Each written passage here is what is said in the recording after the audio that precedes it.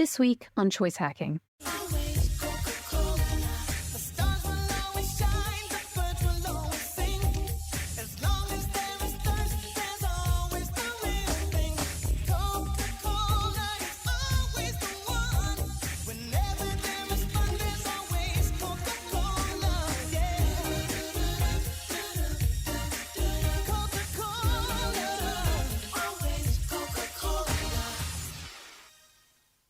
Coca-Cola is unquestionably the most memorable brand on earth.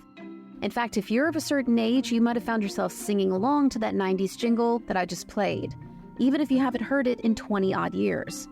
Next to the word okay, Coca-Cola is actually the second most understood word across every language, country, and culture on earth. And that's not a mistake. It's the result of over 100 years of careful and deliberate brand management, marketing, advertising, and influencing of culture, all in the service of lodging its logo, brand, and product firmly in people's minds. But how did Coke do it? Why did it work? And what can we learn from their strategy? Join me today as we examine the psychological side of Coke's century-long success and how we can use its strategies to grow our own brands and businesses. But before we get started, I want to give a shout out to the sponsor of today's podcast, Choice Hacking Training.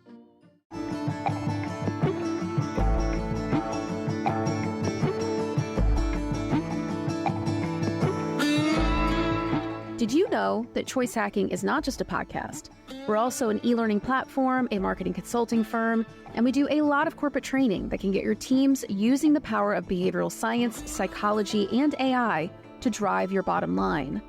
We've worked with companies across the US and Europe, brands like T-Mobile and agencies like Signal Theory and Havas to help their employees learn the nuts and bolts of applied behavioral science, become more persuasive presenters using psychology and AI, and even polish their leadership skills with the power of evidence-based approaches. Sound interesting? Well, just visit choicehacking.com/training to learn more. That's choicehacking.com/training. Now on to the show.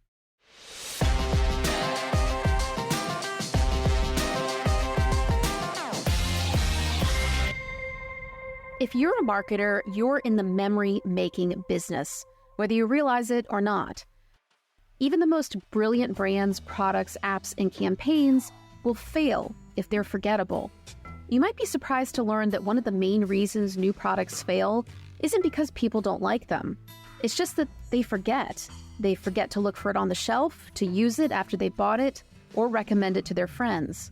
So how do you create memorable products and brands? Well, psychology and behavioral science gives us 7 ways, which I've codified into Choice Hacking's Creates framework. To be unforgettable, you'll need to apply these 7 psychology and behavioral science principles. And they are consistency, repetition, emotion, attention, time and frequency, experience, and storytelling. Unsurprisingly, Coke hits all 7 of these out of the ballpark. Here's how.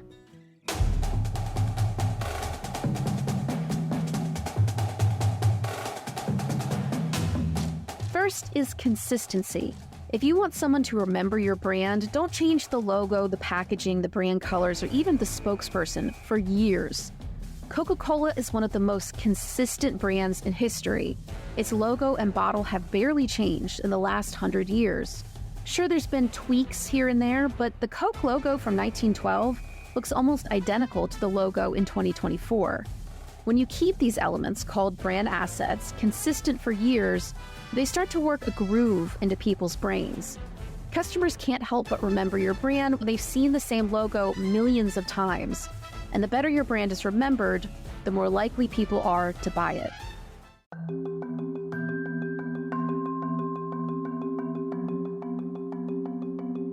Next is repetition. If you want people to remember your brand and what it sells, you can't just tell them once. You can't tell them twice. You have to tell them thousands and thousands of times. Consistency and repetition go hand in hand. When you show someone the same logo thousands of times over the span of 20, 30, or 40 years, it's easy to remember. But what if you show your customer 10 different logos in 20 years? Well, then it's nearly impossible to create memories because to the customer, the brand is always changing.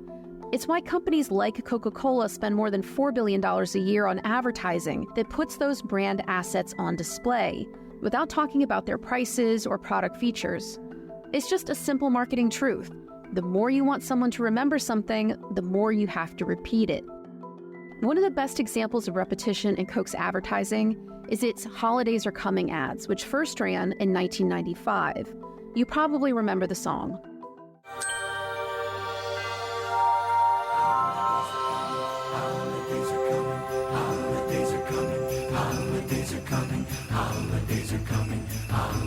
Tis the season, watch out, look around, something's coming to town, coming to your town.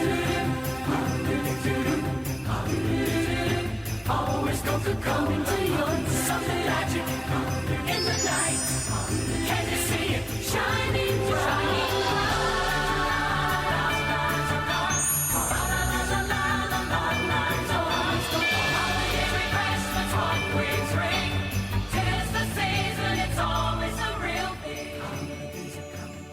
Every year, people post on social media saying things like, "The holidays don't really begin until I see that Coca-Cola trucks ad."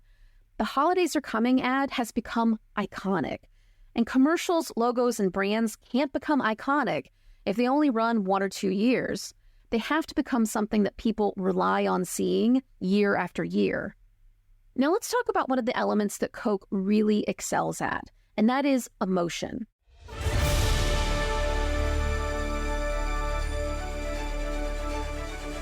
If you want people to remember your brand and its products, you have to make them emotional. Behavioral science tells us that emotions are like superglue. They make information stickier and more likely to be remembered. Deloitte Digital did a ton of research around this and found that positive emotional experiences can drive business results. 92% of customers are more likely to stay loyal to a brand with which they have a positive emotional connection. 88% of customers are more likely to spend more with brands about which they feel positively.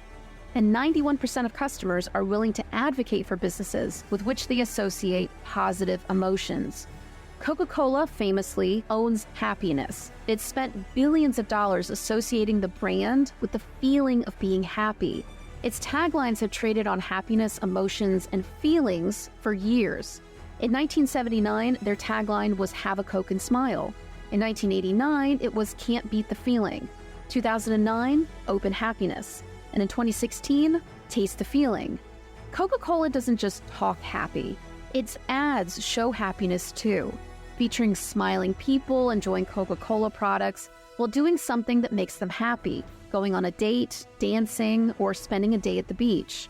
Coca-Cola wants people to experience happiness through its experiential marketing, like the world's first vending machine that exchanged hugs for bottles of Coca-Cola.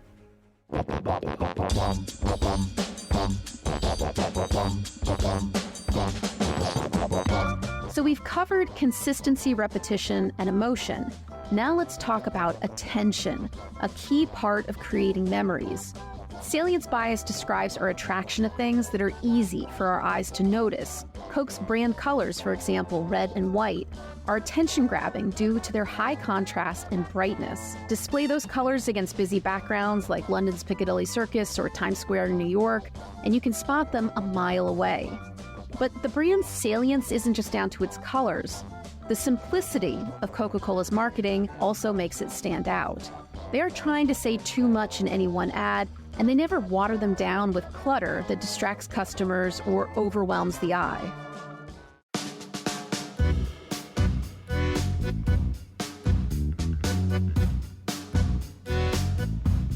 Even if you're repeating a consistent message, you still need to give these messages time to sink in.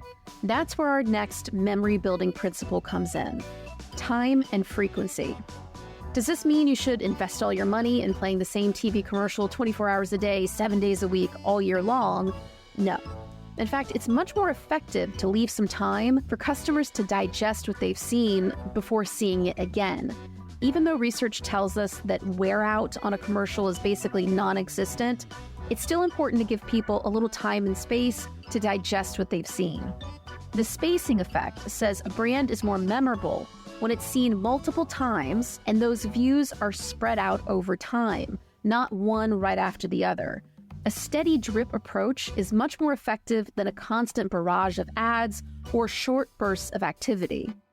Coca-Cola's large media budget means it can afford to buy lots of marketing across different channels like TV, sports sponsorships, social media, websites, billboards, and in-store advertising.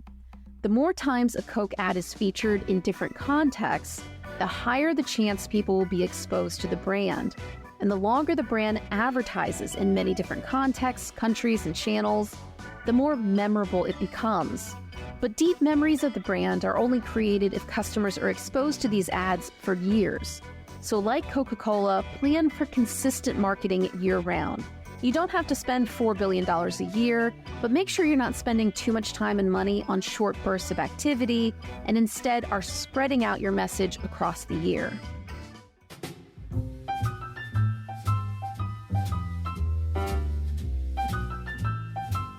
So now that we're repeating an emotional and attention-grabbing message with a steady drip over time, what's a way to create even deeper memories faster? Experience, our next principle. Think about it this way. If you want to teach someone a new concept, learning by doing, also called experiential learning, is the most effective method.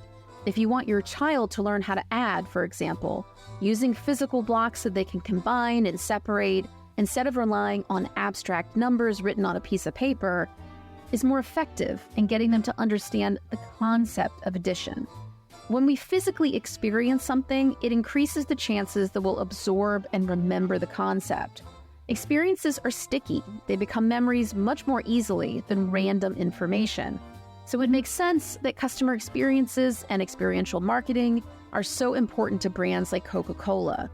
The brand wants to drive the feeling of happiness with its experiential marketing, and it makes its products and brand assets the star of the show. For example, Coke installed a happiness machine in the middle of a college campus. It dispensed free soda, flowers, a pizza, and even a huge submarine sandwich for anyone to share.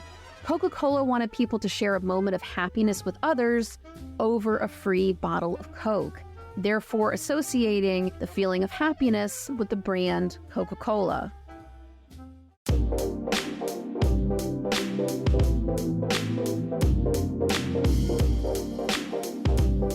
Narrative bias says that people make sense of the world through stories. That's why the last principle in our creates model is storytelling. Our brains have to process a lot of information, so we pay more attention to and better remember narratives instead of random information. That's why it's easier to remember the plot of Hamilton than it is to memorize the amendments to the Constitution. Our brains remember the story of a musical, but it has a harder time stringing together random information that doesn't necessarily seem connected. Coca-Cola thinks carefully about the stories that it tells in its marketing. It knows the power that stories have to create memories, so it wants to make sure that the brand and its products feature prominently in these stories. Kate Santori, who's a director at Coca-Cola, describes storytelling at Coke this way. At Coca-Cola, we want to create Coca-Cola stories, and not stories by Coca-Cola. That holds true when our product is a character in the story with a credible role to play. There are 4 typical archetypes, templates, that we look to: object of desire, embodiment of an attitude, social connector, and functional offering or benefit.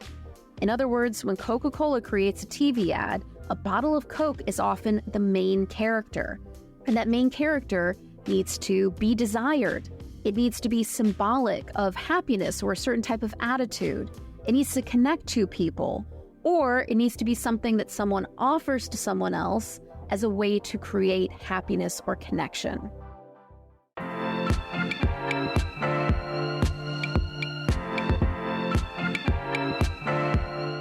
Creating memories is a proven way to create value, find customers, and grow market share. It's down to a marketing principle called mental availability. It was coined by Professor Byron Sharp, a marketing researcher at the Ehrenberg Bass Institute, and someone who I'm sure most of the marketers listening to this are familiar with. His theory is that to grow your brand, you need 2 things. First is mental availability. So, does this brand or product spring to mind when it's time to buy? Do people recognize it? Do they notice it on the shelf? And second is physical availability. So can I get or find this product easily when I'm in the mood to buy it? And that's why creating memories is so important for every customer experience. It's not just about being remembered for memory's sake. It's about being sought out, recognized, and top of mind when it's time for customers to buy. Thank you for listening to the Choice Hacking Podcast. If you enjoyed this episode, please share it on social media. It takes me 20 plus hours to put together every episode, and it is a huge help when you share an episode with your LinkedIn, Twitter, Threads, Instagram, or even your TikTok followers. And don't forget, you can learn more about behavioral science and psychology applied to business when you subscribe to the free Choice Hacking newsletter. You'll join more than 8,000 brilliant entrepreneurs and marketers from companies like Google, Disney, and yes, Coca-Cola, who get my newsletter. To sign up, just visit choicehackingideas.com. That's choicehackingideas.com. Until next time.